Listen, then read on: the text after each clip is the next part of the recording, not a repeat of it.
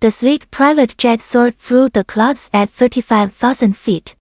Marcus Hamilton, a tech billionaire worth hundreds of millions, sat rigid in his leather seat. His 12-year-old son Danny rocked violently back and forth, his screams piercing through the cabin like alarm bells. The boy's autism had triggered one of his worst meltdowns yet. "Sir, we need to do something," whispered flight attendant Sarah Chen, her voice strained with worry. "The other passengers are getting upset." Mrs. Wellington, an elderly woman dripping in diamonds, glared from across the aisle. "This is absolutely unacceptable. I paid premium for peace and quiet." Danny's screams grew louder. His fists pounded against the window as tears streamed down his face.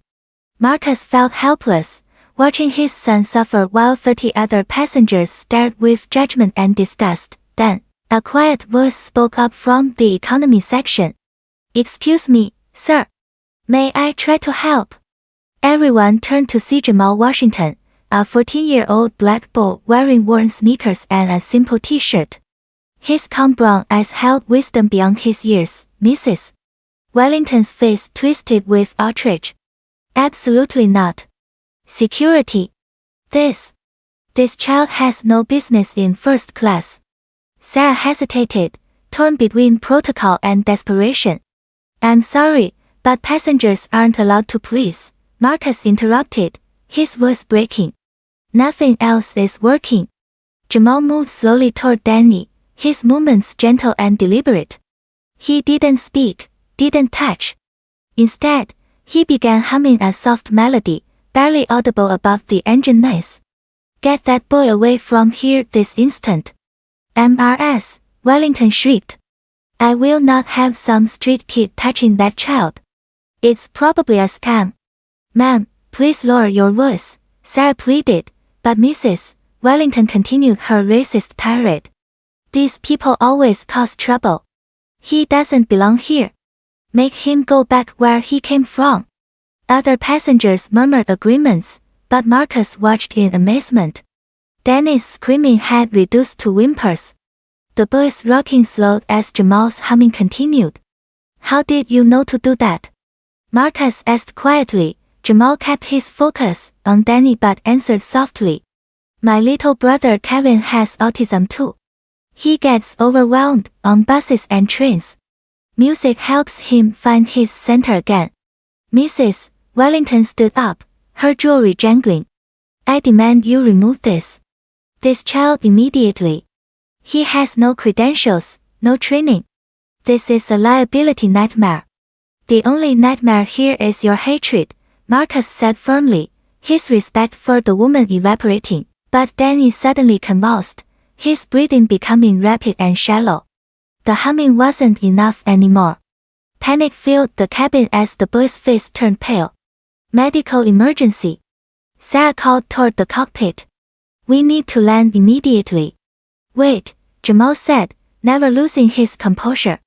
He slowly reached into his backpack and pulled out a small sensory toy, a cube with different textures on each side. "Danny, can you feel this?" The boy's trembling hand touched the cube. His breathing began to steady as his fingers explored the different surfaces. Jamal guided Danny's hand gently, showing him each texture while maintaining the soft humming. Mrs.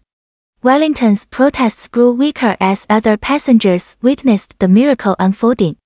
Danny's panic attack subsided, his body relaxing for the first time in hours. "You saved my son's life," Marcus whispered, tears flowing freely. "We look out for each other," Jamal replied simply. "That's what my mama taught me. Doesn't matter what someone looks like or how much money they have." Mrs. Wellington sat down heavily, her face red with embarrassment as other passengers shook their heads at her behavior. Some began applauding Jamal's incredible compassion. As the plane prepared for landing, Marcus knelt beside Jamal. "What's your story, son? Why are you traveling alone?"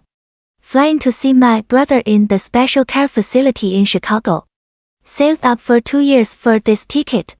Today's his birthday." Marcus felt shame wash over him. Here was a boy who had sacrificed everything to visit his disabled brother, while Marcus had almost let prejudice blind him to Jamal's pure heart. "Sarah," Marcus called to the flight attendant. "Please move Mrs. Wellington to the back. Jamal, you're sitting with us for the rest of the flight." When they landed, Marcus handed Jamal his business card. "Call me. Your brother deserves the best care available, and your family deserves support. Real support." Mrs. Wellington hurried off the plane, avoided by everyone.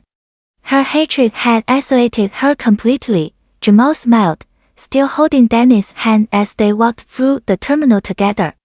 "Sometimes the most unexpected friendships change everything, don't they, Mr. Hamilton?" Marcus nodded, finally understanding that true wealth isn't measured in dollars, but in the courage to see past differences and choose love over fear.